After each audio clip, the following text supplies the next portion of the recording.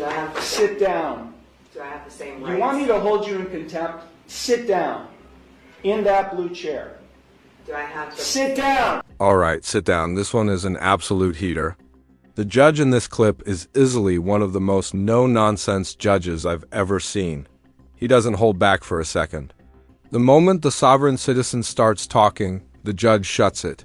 Down so fast you can almost feel the awkward tension through the screen. She starts stumbling over her words, clearly struggling to keep up, and honestly, it's pretty entertaining to watch justice being served like this. Also, big shout out to old Squishy Gardner for finding this incredible clip. And I'm curious what you got. Ma'am. I'm sorry. I'm just trying to get my stuff situated so it's ready here. Take a seat I have a question. in this blue chair. Do I have Sit down. Do I have the same rights? You want me to hold you in contempt? Sit down. In that blue chair. Do I have to Sit down! there? One more time. Sit down.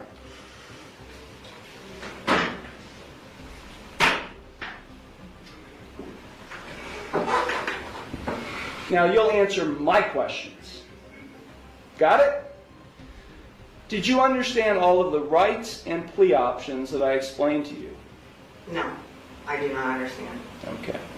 Then I will enter no plea to the charges filed against you. Well, let me just explain to you. You are charged, and I do have a signature on the citation which shows you've been served. You are charged with one count of no operator's license, a minor misdemeanor subject to a maximum fine of $150 plus court costs. You also are charged with one count of expired plates, also a minor misdemeanor subject to a maximum fine of $150 in court costs. I will enter no plea to these charges against you. You already have a pending. You already have a pending. I object. What do you object, Ms. Ma'am?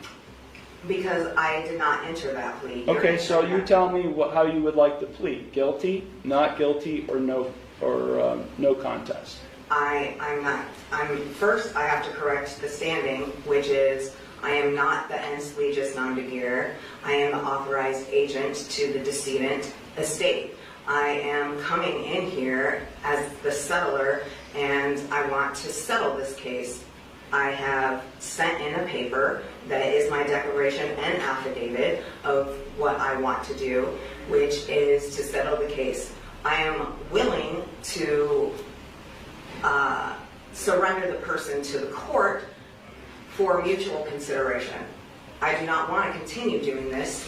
I don't have anything to do with this. That paper that I signed, which is the summons, is signed v coatis, which is void contract, and I reserved all of my rights on there. So, is the court willing to give me mutual consideration today or not? I will enter no plea on your behalf to these charges. I've given you 3 plea options to plead. No, I do not recognize anyone in this court. Okay, well, I don't recognize you or the bailiff or anybody else in this court. I do not understand. I will set this case for a bench trial, and we'll get this set. I have the right to a trial by jury. Okay, no you don't, not in this case. Yes. Now these are not jailable offenses, ma'am. You don't have a right to a trial by jury in this case. You already have a jury trial scheduled in another case, but then because you're facing jail time in that case. But in this case, you're not facing jail time, only a fine and court costs. Anything that is above $25 can't be violated, basically, is what it means. So I have the right to a jury by trial. Alright, so the sovereign citizen in this clip claims she has the right to a jury trial. But let's break this down for a second. The Sixth Amendment does guarantee the right to a jury trial, but only in criminal cases where jail time is a possibility. As the judge just explained, that's not the situation here. This case is actually civil because she was driving without a license and without valid plates. That makes it a non-jailable offense, which means a jury trial simply isn't. On the table, legally. Honestly, I think she would have been much better off just hiring a lawyer. At the end of the day, she's really only looking. No, you don't. Of my peers. No, you don't. Yeah. We're going to set it for trial, and you're going to go to the clerk's window, and they'll give you a trial date. Okay? So then I'm just going to surrender the person to the court because I'm not coming back. I don't know what that means. You do know what that means. I don't know what that means. I am not the ens legis non de guerre. I told you I that. don't know what that means either, ma'am. I've been practicing law for 36 years, and what you've just said to me has no meaning to me whatsoever. So, great. Yeah. So ma'am, if you don't leave the courtroom, and if you don't go to the clerk's window to get a trial date, I'll have you arrested and hold you in contempt of court. With what contract? There is no contract. I know You're looking at the contract. You're looking at the one who's going to be able to, has the authority to be able to put you in jail and I'll hold you in contempt. So let me say it one last time because we have other cases to handle today. If you don't leave the courtroom and go to the clerk's window and get a trial date, which is what I'm scheduling. So, contempt of court for what? What contempt? For not doing what I'm telling you to do, which is to go to the clerk's window and to get a trial date. You're the trustee and I'm the beneficiary. No, there is no trust relationship here. No, there isn't. I've drafted many trusts, and there is no trust relationship between the judge and you, the defendant. Yeah, because you are not the beneficiary, and nor am I the trustee. Yes. Yeah, that's just not how it works, man. It Not is. how it works. You either go to the clerk's window now and get a trial date, or I'll have you taken into custody now. You got it?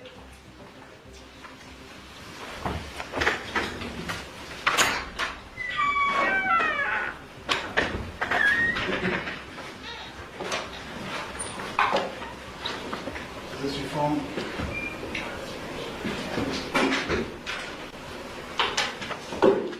Once again, huge thanks to Old Squishy Gardner for finding this clip. This one was honestly really entertaining to watch. I actually liked the way this judge handled the sovereign citizen in this situation.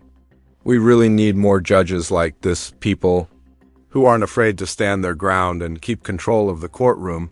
I mean, this woman barely even got the chance to run through her usual arguments, and honestly, that's probably for the best. Sovereign citizens often walk into court with these wild claims, acting like the law simply doesn't apply to them. But this judge shut that down almost immediately and even hinted at contempt. That sends a very clear message that the court isn't buying any of it. The reality is, sovereign citizens don't have any special rights that exempt them from the legal system. Most of their arguments are based on misunderstandings of the law or sometimes just complete nonsense. When people come into court trying to use these arguments, it can be really frustrating to watch. It's almost like they think if they say the right magic words, the entire case will just disappear. But honestly, I've never seen that strategy actually work. Have you guys ever seen it work? I really doubt it. The law is pretty clear. Whether someone likes it or not, the rules still apply. Sovereign citizens love to search for loopholes.